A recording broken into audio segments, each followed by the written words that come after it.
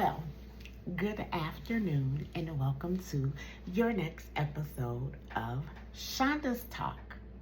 Tonight's episode is called You Didn't Heal, You Just Got Better at Hiding. Are you ready? Are you ready for our mirror moment? Are you ready for our honesty? And are you ready to dig in deep to see if you're healing or hiding? Come on, let's chat. Some of us are not healing. We just got better at hiding. We got quieter, we got more distant, and we learned how to control our environments even better. I'm going to be honest with you. That's not healing. That's another form of survival, protection by building layered walls. Healing does look like growth. It teaches you to how to handle your triggers and how to, process and not suppress. But if you're not honest in your healing, it can also sound like I'm protecting my peace. I'm not dealing with people anymore. I'm going to keep my circle small. I'm going to cut anybody off that challenge me. But do you know, underneath all of that, that's avoidance, that's unprocessed hurt, that's a version of you that still does not want to be accountable for your actions. Effort. What does effort look like? We think, if I give a little, I'm showing effort. But effort does not always look like a threat. It can sometimes look like something you think you can handle. This is why in my book, My Love Letter, I have a letter in here called The Power of Your Gates. And you're saying, Shonda, what are my gates? And I always tell my kings in this book to protect your gates. Your gates is your eyes. Your gates is your phone. What you allow to come through this phone. What do you allow to have access to you? What are you listening to? It's the conversations. What type of conversations are you entertaining? Most importantly, it's also your heart. What you allow in. What has potential to destroy you and your empire does not always look like an enemy. It is going to look like something you are attracted to. It's going to look like something you're comfortable with, something you think you have control over. So I'm gonna share with you something my therapist told me. We all look healed when we are alone. That changed my life forever, because in my bubble, I'm healed and whole.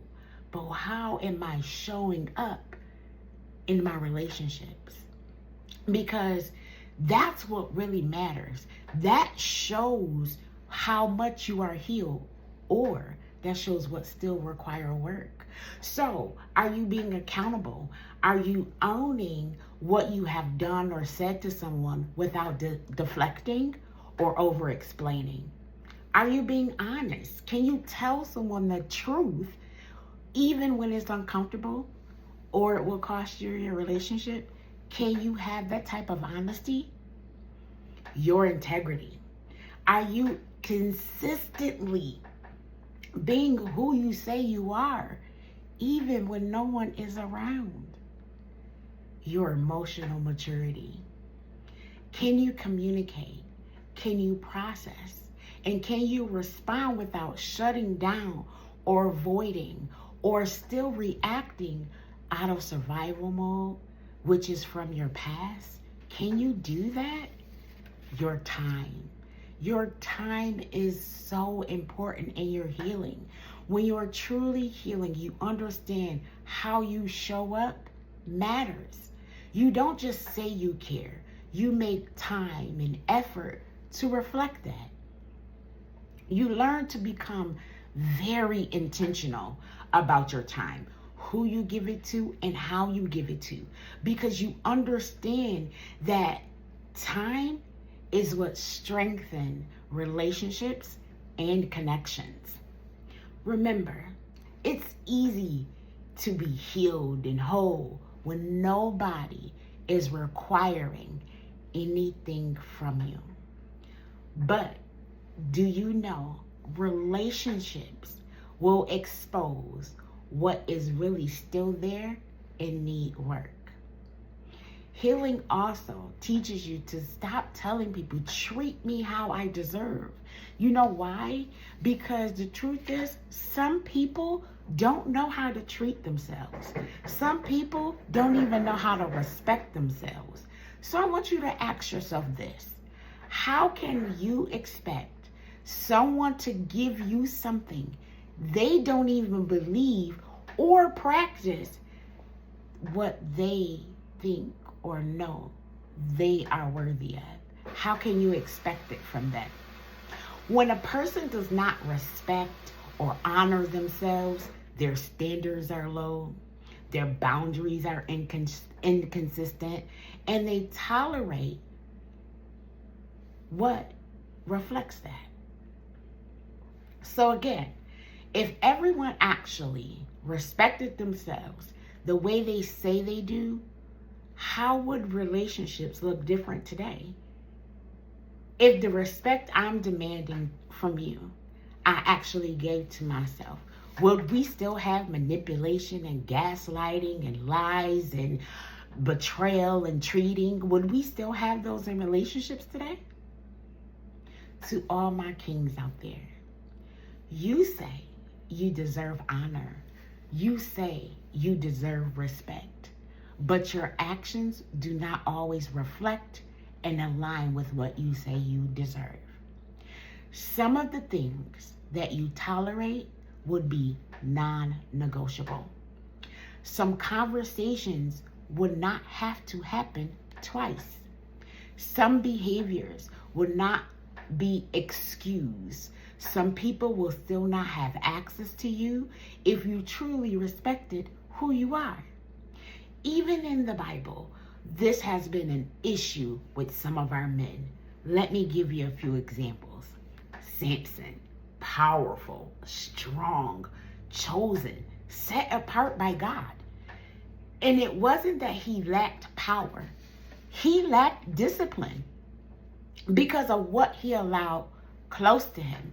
Why? Solomon, wise, favored, anointed, but he was still led astray because it wasn't that he didn't know better. It was because he did not guard who had access to him. Lust does not always come for weak men. Lust comes for the man who think he cannot fall. The man who talks discipline but does not live his life in that reality, that is not wisdom. That is trauma. That is dysfunction. That is you talking the good talk but not living like you deserve. This is why I tell my kings in my book, my love letter to the king inside of you, discernment is so important because it's not just about who you commit yourself to. It's also important about what and who you entertain. What may look harmless usually is where it starts. Late night phone calls, text messages, DMs. That's where it normally starts. Access is the first inch to an empire and a downfall. So this is my message to you today.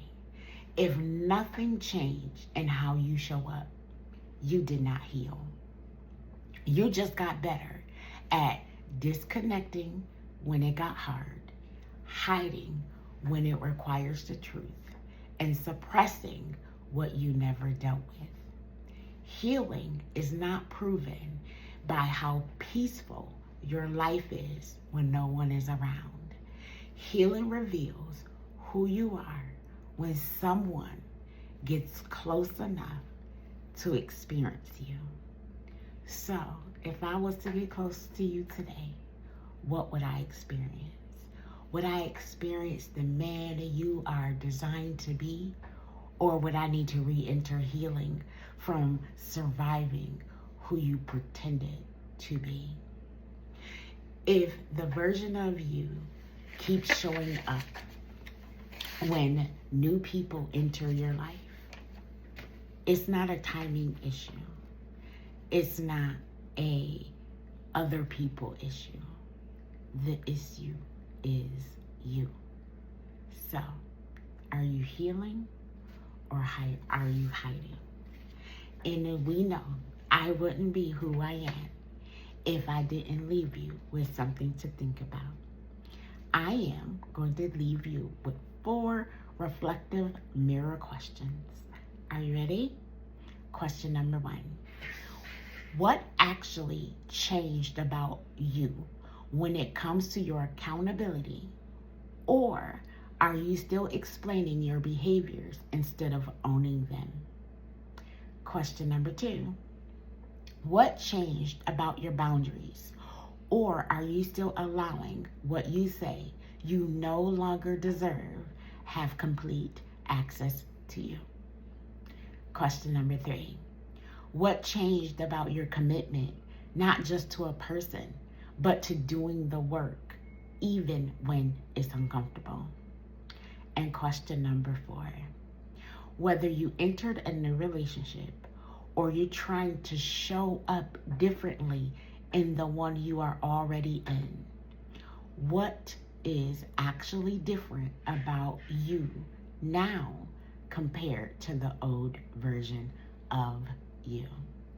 Remember, you are your greatest asset, but your greatest weapon is discernment.